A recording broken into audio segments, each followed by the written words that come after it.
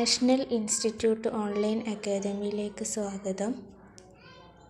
ആർ.എച്ച്. വിറ്റാകർ 1969 propose ചെയ്ത 5 kingdom ക്ലാസിഫിക്കേഷനാണ് ഇനി പഠിക്കാനായിട്ട് പോണത്. അതിൽ ഫസ്റ്റ് വണ്ണാണ് കിങ്ഡം മുനീറ. അതിൽ മെയിനായിട്ട് ബാക്ടീരിയാസ് ആണുള്ളത്. ഈ ബാക്ടീരിയാസ് എന്ന് പറയുന്നത് സൂക്ഷ്മജീവികളാണ്. ഒരു പിടി മണ്ണെടുത്തിട്ടുണ്ടെങ്കിൽ അതിൽ ഹൺഡ്രഡ്സ് ഓഫ് ബാക്ടീരിയാസ് ഉണ്ടാവും. ഈ ബാക്ടീരിയാസ് ഹോട്ട് സ്പ്രിങ്സ്, പിന്നെ ഡെസേർട്ട്, സ്നോ, ഡീപ്പ് ഓഷ്യൻസിലൊക്കെ നമുക്ക് കാണാൻ പറ്റും. ബാക്ടീരിയാസിന് സർവൈവ് ചെയ്യാനുള്ള എന്ന് വെച്ചാൽ അതിജീവിക്കാനുള്ള കഴിവുണ്ട്. ബാക്ടീരിയാസ് എന്ന് പറയുന്നത് പരാന്നഭോജികളാണ്. ബാക്ടീരിയാസിനെ നമുക്ക് തരംതിരിക്കാം. 4 എണ്ണമായിട്ട് തരംതിരിക്കാം. സ്പെരിക്കൽ കോക്കസ്, റോഡ് ഷേപ്പായിട്ട് bacillus, comma shaped vibrio and spiral shaped സ്പൈറില്ലമാണ്. ഈ ബാക്ടീരിയാസ് വിപുലമായ ഉപാപചയ പ്രവർത്തനത്തിൽ ഏർപ്പെടുന്നവരാണ്. ചില ബാക്ടീരിയാസ് ഓട്ടോട്രോഫിക് ആണ്. ഒരു സ്വന്തമായി ഫുഡ് ഉണ്ടാക്കും. അത് 2 ഉണ്ട്: photosynthetic or chemosynthetic autotrophic. Majority ബാക്ടീരിയാസും ഹെറ്ററോട്രോപ്സ് ആണ്. അവർ ഫുഡിന് വേണ്ടി ഡെഡ് ഓർഗാനിക് മാറ്ററിനെ ഡിപ്പെൻഡ് ചെയ്യുന്നു. അതിലത്തെ ഫസ്റ്റ് ബാക്ടീരിയയാണ് ആർക്കിബാക്ടീരിയ. ഈ ബാക്ടീരിയാസ് ഉപ്പ് പ്രദേശങ്ങൾ പോലെയുള്ള ഏറ്റവും കഠിനമായ ആവാസ വ്യവസ്ഥയിലാണ് കാണപ്പെടുക. പിന്നെ ഹോട്ട് സ്പ്രിങ്സിൽ, മാർഷി ഏരിയാസിലൊക്കെ ഈ ആർക്കിബാക്ടീരിയാസിനെ കാണാം. ആർക്കിബാക്ടീരിയ മറ്റ് ബാക്ടീരിയയിൽ നിന്ന് ഡിഫറെൻ്റ് ആണ്. കാരണം അതിൻ്റെ സെൽ വാൾ സ്ട്രക്ചർ ഡിഫറെൻ്റ് ആയതുകൊണ്ട്. എക്സ്ട്രീം കണ്ടീഷൻസിന് സർവൈവ് ചെയ്യാനുള്ള കഴിവ് ഈ ആർക്കിബാക്ടീരിയാസിനുണ്ട്. മെത്തനോജൻസ് പ്രസൻ്റ് ആണ് റൂമിനൻ്റ് അനിമൽസ് ആയിട്ടുള്ള കൗവ്, ബഫലോസിൻ്റെ കുടലിൽ. പിന്നെ ഈ ബഫലോസിൻ്റെയും കൗവിൻ്റെയും ചാണകത്തിൽ നിന്ന് നമുക്ക് പ്രൊഡക്ഷൻ ഓഫ് മീഥെയിൻ അഥവാ ബയോഗ്യാസ് ഉണ്ടാക്കാനായിട്ട് പറ്റും. നെക്സ്റ്റ് ബാക്ടീരിയ യൂബാക്ടീരിയയാണ്. അത് ട്രൂ ബാക്ടീരിയാസ് ആണ്. അവർക്ക് റിജിഡ് സെൽ വാൾ ഉണ്ട്, മോട്ടൈലാണ്, ഫ്ലജെല്ലോ ആണ്. സയാനോബാക്ടീരിയ എന്ന് പറഞ്ഞു കഴിഞ്ഞാൽ ബ്ലൂ ഗ്രീൻ ആൽഗയാണ്. അവർക്ക് ക്ലോറോഫിൽ ഉണ്ട്, സിമിലർ ടു ഗ്രീൻ പ്ലാന്റ്സ്.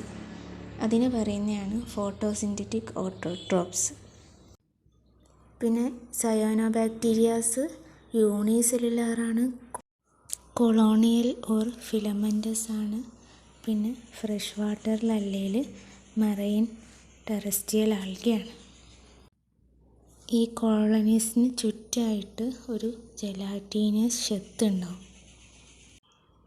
ഇവർ ബ്ലൂം ചെയ്യുന്നത് മീൻസ് പൂക്കുന്നത് ഈ പൊല്യൂട്ടഡ് ആയിട്ടുള്ള വാട്ടർ ബോഡീസിൽ നിന്നാണ്.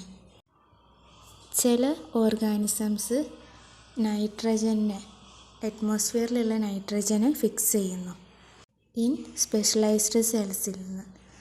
അതിനെ പറയുന്നതാണ് ഹെട്രോസൈറ്റ്. അതിന് example Nostoc and അനബീന. Next chemosynthetic autotrophic bacteria ആണ്. അത് വിഘടിപ്പിക്കുകയാണ് ചെയ്യുക അജൈവ വസ്തുക്കളെ, ഇതുപോലെ നൈട്രേറ്റ്, നൈട്രൈറ്റ് ആൻഡ് അമോണിയ. എന്നിട്ട് അവ റിലീസ് ചെയ്യുന്നു എനർജിയെ. എന്തിന്? ഫോർ ATP പ്രൊഡക്ഷന് വേണ്ടി.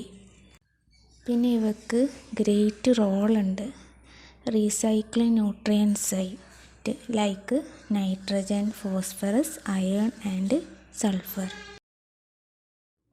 നെക്സ്റ്റ് ബാക്ടീരിയയാണ് ഹെറ്ററോട്രോഫിക് ബാക്ടീരിയ. അവ most abundant in nature. The majority are important decomposers. അവയിലധികവും മനുഷ്യകാര്യങ്ങളിൽ കാര്യമായ സ്വാധീനം കൊടുക്കുന്നവരാണ്.